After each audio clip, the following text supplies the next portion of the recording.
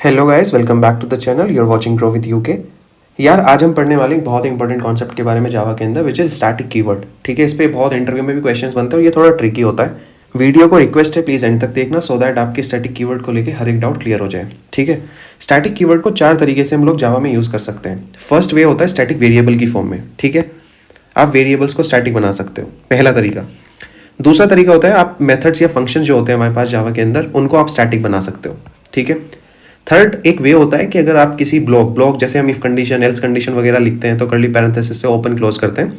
सो उस टाइप से आप एक स्टैटिक ब्लॉक भी बना सकते हो और स्टैटिक क्लासेस भी हो सकती हैं जावा के अंदर। ठीक है, ये 4 चीज़ें हो सकती हैं अगर हमें स्टैटिक कीवर्ड यूज़ करना है तो इन 4 जगहों पे हम स्टैटिक कीवर्ड को यूज़ कर सकते हैं। इस क्लास के अंदर हम बात करने वाले हैं स्टैटिक वेरिएबल्स की। ये हम फर्दर क्लासेस में डिस्कस करेंगे, मेथड, फंक्शन, ब्लॉक और क्लासेस। ठीक है, आज हम बात करेंगे सिर्फ और सिर्फ स्टैटिक वेरिएबल की। तो चलो अब आगे बढ़ते हैं। सो बच्चों, स्टैटिक वेरिएबल की ज़रूरत क्यों है और कहाँ पे यूज़ होता है, उससे पहले हमें एक चीज़ समझनी पड़ेगी। ठीक है, सो मान लो ये एक स्टूडेंट क्लास है हमारे पास और हम एक पर्टिकुलर स्कूल के, लेट्स से डीपीएस के, दिल्ली पब्लिक स्कूल के बच्चों का डेटा स्टोर करने जा रहे हैं, उन स्टूडेंट्स का। तो हो सकता है पूरे डीपीएस में लेट्स से 1000 बच्चे हो, 2000 हो, 5000 हो, कुछ भी नंबर हो सकता है। ठीक है, तो उतने बच्चे होंगे। सो मेरे पास पहला स्टूडेंट है, उसका मैंने डेटा स्टोर करा लिया। उसका roll number 30, name Rohan Gupta, mobile number random है, please don't call on this number, किसी का भी हो सकता है, आई डोंट नो। और कॉलेज नेम या स्कूल नेम आप बोल सकते थे, दिल्ली पब्लिक स्कूल। ठीक है, ये हो गया। सो अब ये बेसिकली स्टोर कैसे होती है इन्फॉर्मेशन, वो समझ लेते हैं। ठीक है, और हमने क्या बात की है कि हमें लगभग लेट्स से 5000 स्टूडेंट्स का डेटा ऐसे स्टोर कराना है, उनका इन्फॉर्मेशन स्टोर कराना है। सो एक बार समझते हैं कि ये एक्चुअली स्टोर कैसे होती है इन्फॉर्मेशन। ठीक है, सो देखो बच्चों, सबसे पहले यहाँ पे एक होती है हीप मेमोरी, एक होता है स्टैक एरिया या स्टैक मेमोरी। ठीक है, और एक होता है परमानेंट जनरेशन। तो बेसिकली जब आप ये स्टेटमेंट लिखते हो student S1 is equals to new student, तो इसमें क्या होता है, ये जो ऑब्जेक्ट बना ना न्यू स्टूडेंट करके, ये चला जाता है हीप मेमोरी में। ये कहाँ जाता है, ये हीप मेमोरी में स्टोर होता है बच्चों। सो मान लो ये हमारा स्टूडेंट S1 का इंफॉर्मेशन है, ये ऑब्जेक्ट है। इसमें रोल नंबर आएगा, नेम आएगा, मोबाइल नंबर और स्कूल नेम या कॉलेज नेम। सो यहाँ पे इंफॉर्मेशन आ जाएगी 30, रोहन गुप्ता, वो सब इंफॉर्मेशन जो भी हमने ऊपर यहाँ पे सेट की है। अच्छा, ये जो S1 है, जो बेसिकली रेफरेंस है, वो कहाँ जाएगा बच्चों, वो जाएगा स्टैक मेमोरी में, वो जाएगा यहाँ पे। तो ध्यान से देखना होगा क्या, ये जो S1 है ये पॉइंट करेगा इसको। ठीक है, जो हमारे रेफरेंसेज हैं वो जाते हैं स्टैक मेमोरी के अंदर। जो हमारा ऑब्जेक्ट बनता है और जो उसका डेटा रहेगा, जैसे 30 रोहन गुप्ता, स्कूल नेम और मोबाइल नंबर, वो जाता है हीप मेमोरी के अंदर। ठीक है, अच्छा, परमानेंट जनरेशन में जाते हैं आपके स्टैटिक वेरिएबल्स या स्टैटिक मेथड्स। ठीक है, पर अगर कोई भी स्टैटिक वेरिएबल या मेथड होगा तो वो जाएगा परमानेंट जनरेशन के अंदर। लेकिन बच्चों, जावा के 1.8 के बाद, जेडीके 1.8 के बाद क्या हुआ है कि स्टैटिक वेरिएबल्स और मेथड्स भी हीप मेमोरी का ही पार्ट होते हैं, वो परमानेंट जनरेशन का पार्ट नहीं होते। किसके बाद, जेडीके 1.8 के बाद। जेडीके 1.8 के बाद, जेडीके 1.8 से एक्चुअली जो हमारे स्टैटिक वेरिएबल्स या मेथड्स हैं वो भी हीप मेमोरी का ही पार्ट होते हैं। ठीक है, सो हम परमानेंट जनरेशन को अभी के लिए हटा देते हैं क्योंकि इसकी अब जरूरत नहीं है, क्योंकि जावा का लेटेस्ट वर्जन बहुत आगे निकल चुका है 1.8 से, तो या जावा 8 से। ठीक है, सो मैंने रिमूव कर दिया परमानेंट जनरेशन, क्योंकि स्टैक मेमोरी जो भी है उसमें S1 जाएगा, हीप मेमोरी के अंदर हमारा ऑब्जेक्ट्स जाएंगे और स्टैटिक वेरिएबल्स और मेथड्स भी हीप मेमोरी के अंदर ही जाएंगे। ठीक है, चलो अब मैं एक और ऑब्जेक्ट बना लेता हूँ फटाफट से। सो मेरे पास ये एक दूसरा ऑब्जेक्ट रेडी है। सो मैंने स्टूडेंट S2 रेफरेंस लिया बच्चों यहाँ पे। ठीक है, ऑब्जेक्ट बनाया न्यू स्टूडेंट करके, उसका roll number, name, mobile number और उसका स्कूल या कॉलेज नेम सेट कर दिया। सो सेम तरीके से क्या होगा यहाँ पे एक और ऑब्जेक्ट बन जाएगा S2 वाला, राइट। S2 का एक ऑब्जेक्ट बनेगा, करेक्ट, जिसमें ये सारी इंफॉर्मेशन है। और एक S2 रेफरेंस जो है वो आ जाएगा स्टैक मेमोरी में और ये पॉइंट करेगा इस ऑब्जेक्ट को, करेक्ट, बिल्कुल सही बात है, राइट। तो इसका भी इंफॉर्मेशन S2 का यहाँ पे आ गया है। So this is heap memory, this is stack memory. Stack memory में जाएंगे रेफरेंसेस लाइक S1, S2, और हीप मेमोरी में जाएंगे जो आप न्यू कीवर्ड यूज करके ऑब्जेक्ट बनाते हो वो, और उसका पूरा डेटा के साथ। ठीक है, अब यहाँ पे एक चीज ध्यान से समझो, हम क्या बात कर रहे हैं, हम बोल रहे हैं कि सेम स्कूल के बच्चों का डेटा आपको इन्फॉर्मेशन स्टोर कराना है। सेम स्कूल का क्या मतलब हुआ बच्चों, हर बच्चे का ये अलग हो सकता है, हर बच्चे का नेम अलग हो सकता है, मोबाइल नंबर डेफिनेटली अलग होगा। बट अगर मैं सेम स्कूल की बात कर रहा हूं तो उसका स्कूल नेम हर एक बच्चे का सेम ही होने वाला है ना, इसमें तो कोई चेंज होगा नहीं, राइट। तो जो प्रॉपर्टीज या जो एट्रीब्यूट्स बेसिकली ऑब्जेक्ट डिपेंडेंट नहीं, ऑब्जेक्ट इंडिपेंडेंट होते हैं, कि भैया ऑब्जेक्ट से फर्क नहीं पड़ रहा, उनको हम स्टैटिक बना सकते हैं। सो मैं क्या बोल रहा हूं कि यार आप एक काम करो, कॉलेज नेम को या स्कूल नेम को, हमने कॉलेज नेम लिया, उसको स्टैटिक बना दो। ठीक है, उसको स्टैटिक बना दो, देखते हैं उससे फायदा क्या होगा। क्यों बना सकते हैं हम स्टैटिक उसको? क्योंकि यार नो मैटर स्टूडेंट S1 है या स्टूडेंट S2 है या आगे स्टूडेंट S3 S4 हो, कोई भी हो, सबका स्कूल नेम तो सेम ही है, दिल्ली पब्लिक स्कूल, क्योंकि हम दिल्ली पब्लिक स्कूल के बच्चों का डेटा स्टोर करा रहे हैं, राइट। सो हम ऑब्जेक्ट इंडिपेंडेंट बना सकते हैं उसको। ठीक है, अच्छा उससे फायदा क्या होगा, स्टैटिक बनाने से फायदा क्या होगा, राइट। तो देखते हैं, अभी देखते हैं, समझते हैं। ये कौन सा ऑब्जेक्ट था, ये कौन सा ऑब्जेक्ट था S1, ये कौन सा ऑब्जेक्ट था S2। चलो एक काम करते हैं, फटाफट से S1 का मेमोरी निकालते हैं कि S1 में जो डेटा स्टोर हुआ है उसमें कितना बाइट्स खर्च हुआ होगा, कितना बाइट्स खर्च हुआ होगा। देखो रोल नंबर किस टाइप का है, रोल नंबर इंटीजर टाइप का है, नेम स्ट्रिंग टाइप का है, मोबाइल नंबर लॉन्ग है, कॉलेज नेम स्ट्रिंग है। हमें पता है इंटीजर लेता है 4 बाइट्स, स्ट्रिंग डिपेंड करता है उसमें कितने कैरेक्टर्स हैं, लॉन्ग लेता है 8 बाइट्स। ठीक है, तो उस हिसाब से हम कैलकुलेट करते हैं इसमें कितना बाइट्स खर्च हुआ होगा। यहां से हमें मिला 4 बाइट्स, क्योंकि ये स्ट्रिंग है, ये इंटीजर है, सॉरी। ठीक है, यहां से हमें 4 बाइट्स मिला। नेम में हम देखेंगे सबसे पहले कितने कैरेक्टर्स हैं। सो ROHAN ये हो गए 5 कैरेक्टर, एक बीच में स्पेस है 6 कैरेक्टर्स, और गुप्ता में हो गए 5 कैरेक्टर्स, तो टोटल 11 कैरेक्टर्स हो गए, 11 कैरेक्टर्स हो गए। ठीक है, और एक कैरेक्टर का जो साइज रहता है बच्चों वो रहता है 2 बाइट्स, तो करेंगे 11 इंटू 2 विच इज 22, और ये हमारा 4 ही रहा। ठीक है, मोबाइल नंबर हमने लॉन्ग टाइप का लिया है तो उसमें 8 बाइट्स खर्च होते हैं, तो डायरेक्टली हम 8 लिख देंगे। और क्योंकि कॉलेज नेम अगेन एक स्ट्रिंग है तो उसमें देखते हैं कितने टोटल कैरेक्टर्स हैं, इंटू 2 कर देंगे, तो हमें उसमें पता चल जाएगा कितना बाइट्स हमने कंज्यूम किया है। सो इसमें कितने कैरेक्टर्स है टोटल, दिल्ली में 5, पब्लिक में 6, तो 6 यहाँ पे 5 लिख देते हैं, और यहाँ पे आ जाएंगे 6। ठीक है, तो और 2 स्पेस भी हैं, तो 6 + 6 12 + 5 17, और 2 होगा स्पेसेस, तो 17 + 2 19 इंटू 2 38 बाइट्स। ठीक है, कितने 38 बाइट्स, तो टोटल कितने बाइट्स लगे बच्चों, सबको ऐड कर दो, 38 को 8 को 22 एंड 4, तो ये हो जाएगा 38 + 8 इज 46 + 4 इज 50 72। आई होप ये कैलकुलेशन ठीक है। ठीक है, सो इसमें खर्च हुआ 72 बाइट्स। ठीक है, और मोटे मोटे तौर पे इसमें भी ऑलमोस्ट इतना ही होगा, क्योंकि ये 4 बाइट्स है, जो चेंज आएगा इस हिमानी नेम में आएगा, क्योंकि इसका हो सकता है साइज कम आए, क्योंकि इसमें कैरेक्टर्स कम है, इसमें है 6 कैरेक्टर्स, तो 6 इंटू 2 12 हो जाएगा, 12 बाइट्स, और मोबाइल नंबर तो अगेन लॉन्ग है तो 8 बाइट्स, और दिल्ली पब्लिक स्कूल का हम ऑलरेडी निकाल चुके हैं विच वॉज 38 हियर, तो यहाँ पे 38 बाइट्स। ठीक है, ये टोटल आ जाएगा बच्चों 38 + 12 इज 50 58 62 बाइट्स, ये आ गया 62 बाइट्स। तो 72 बाइट्स + 62 बाइट्स, ऐसे और बच्चों का भी डेटा होगा तो वो भी हम स्टोर करा देंगे, और इतना बेसिकली मेमोरी जो है कंज्यूम हो रहा है। ये जो ऑब्जेक्ट है ये इतना मेमोरी ले रहा है मोटे मोटे तौर पे, ऐसे समझो 72 बाइट्स, और S2 जो ले रहा है वो 62 बाइट्स के करीब ले रहा है। ठीक है, गुड गुड गुड, कोई इशूज नहीं है यहाँ तक। अब एक बात समझो, ये जो हमारा स्कूल नेम है, जो कॉलेज नेम है, ये कितना मेमोरी कंज्यूम कर रहा है बच्चों, 38 बाइट्स। कितना, 38 बाइट्स।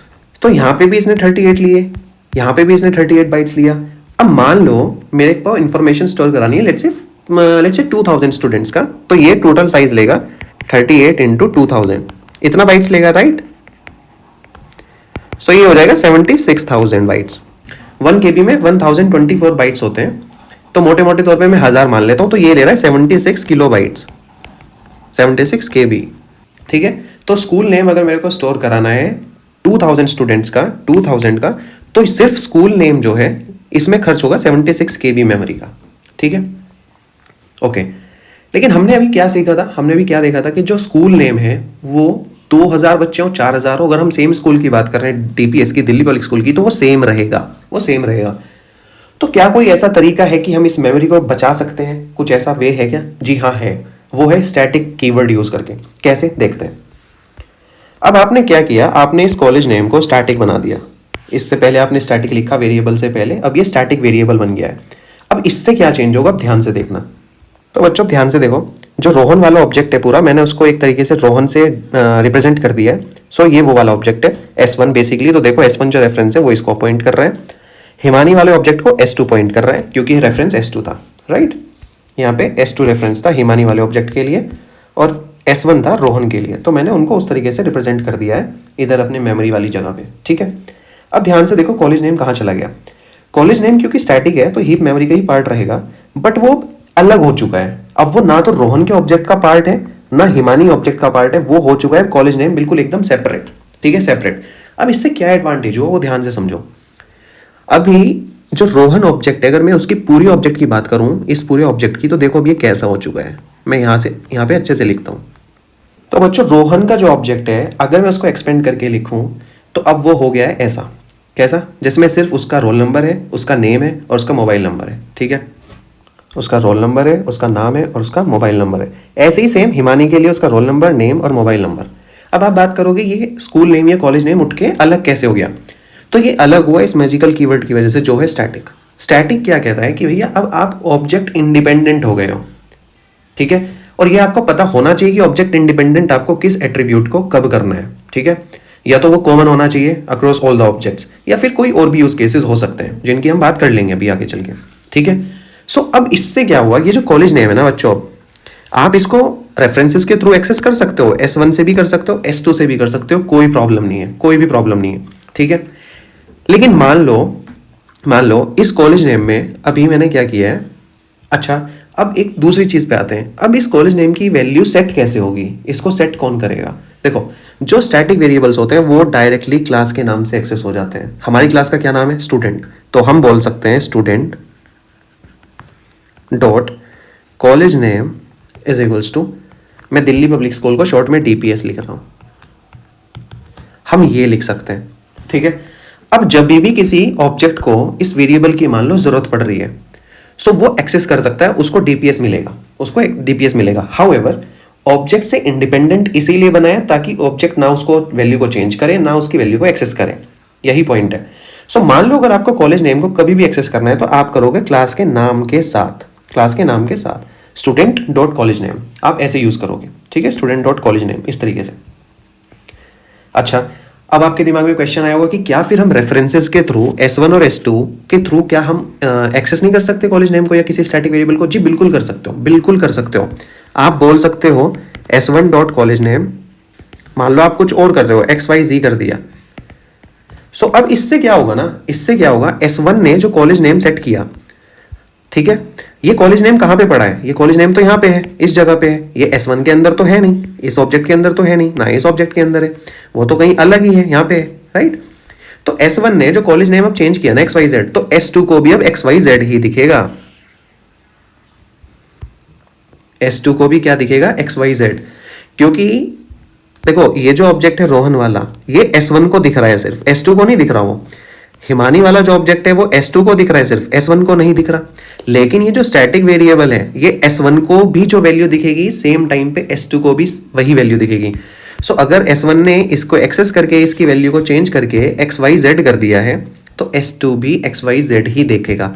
तो वैसे मैं एक बार फिर बोल रहा हूँ, हम इसको ऑब्जेक्ट इंडिपेंडेंट बनाने के लिए स्टैटिक बनाते हैं।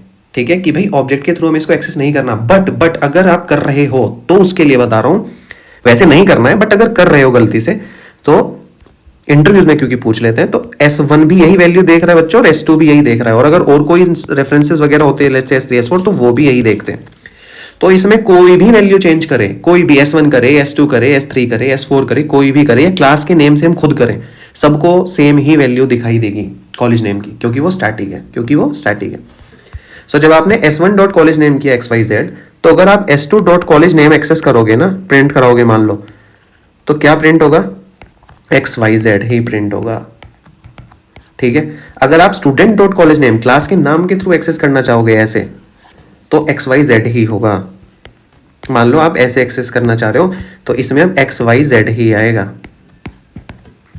ठीक है, अच्छा, अब इससे हमें क्या फायदा हुआ इससे हमने बना लिया स्टैटिक। तो देखो क्या फायदा हुआ, यहाँ पे ये एक मेमोरी ले रहा था, ये कुछ मेमोरी कंज्यूम कर रहा था, मोबाइल नंबर अपना एक मेमोरी कंज्यूम कर रहा था। साथ में जब हमने ऊपर यहाँ पे रिप्रेजेंट किया था, तो ये 38 बाइट्स किसने ली थी? स्कूल नेम या कॉलेज नेम ने, राइट। यहाँ पे भी 38 बाइट्स किसने ली थी? स्कूल या कॉलेज नेम ने। अब हुआ क्या है, क्योंकि आप क्या कर रहे थे, आप यहाँ पे कॉलेज नेम स्टोर करा रहे थे, इस ऑब्जेक्ट के लिए भी अलग से स्टोर करा रहे थे, राइट। तो हर ऑब्जेक्ट 38 बाइट्स ले रहा था स्कूल के लिए स्टोर कराने के लिए।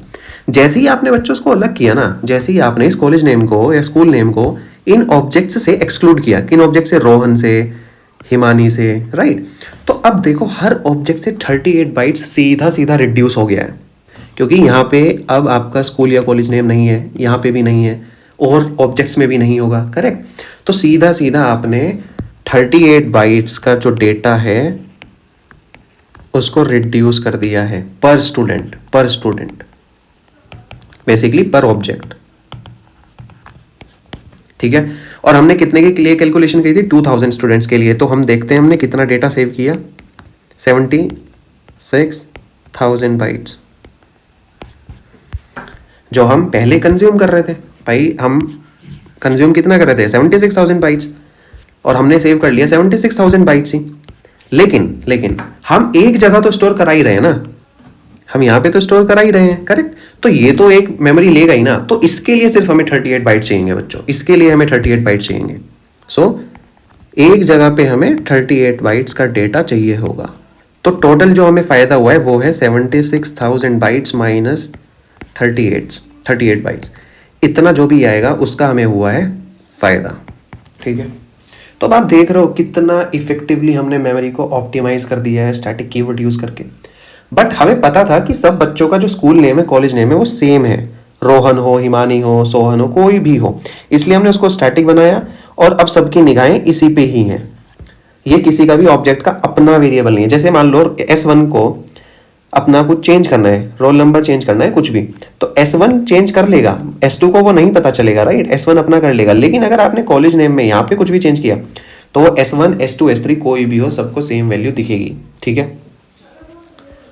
तो हमने 2000 जगह स्टोर कराने के बजाय हमने सिर्फ एक जगह स्टोर कराया, उससे हमारा मेमोरी हो गया बहुत ही एफिशिएंट, ठीक है।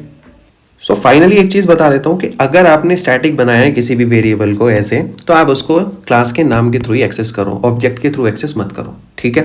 First rule. कर भी लोगे तो कोई फर्क नहीं पड़ेगा, क्योंकि आप एक से चेंज करोगे तो दूसरे को भी इवेंचुअली वही वैल्यू दिखनी है जो हमने यहाँ पे समझा इस वाले डायग्राम में, राइट। सो बेटर है आप उसको क्लास के नाम के थ्रू ही एक्सेस करो, ठीक है। सो चलो फाइनली एक बार रिकैप कर लेते हैं कि हमने क्या पढ़ा है। देखो, आपने एक क्लास का रिप्रेजेंटेशन कर लिया, उसके जितने भी एट्रीब्यूट्स हैं इन सबको बोलते हैं इंस्टेंस वेरिएबल, ठीक है। इंस्टेंस वेरिएबल मतलब एक क्लास के वेरिएबल्स भी बोल सकते हो, डेटा मेंबर्स। आपने ये लिख लिए, बट आपको फिगर आउट हुआ, आपको पता चला कि यार एक वेरिएबल ऐसा है जिसकी value across all the objects is going to be the same, ठीक है, जो हमारे केस में स्कूल नेम या कॉलेज नेम था, ठीक है। सो हमने सोचा कि क्यों ना हम इसको स्टैटिक बना दें, क्योंकि हमारा मेमोरी काफ़ी सेव हो सकता है। तो हमने स्कूल नेम कॉलेज नेम को क्या किया बच्चों? स्टैटिक बना दिया, यहाँ पे स्टैटिक बना दिया। इससे क्या फ़ायदा हुआ कि ये कॉलेज नेम, स्कूल नेम हर ऑब्जेक्ट के बाहर आ गया, किसी ऑब्जेक्ट का भी ये पार्ट नहीं है, ये अलग से एक स्टैटिक कीवर्ड है यूज़ करके जो हमने स्टैटिक वेरिएबल बनाया, अलग से मेमोरी के अंदर है।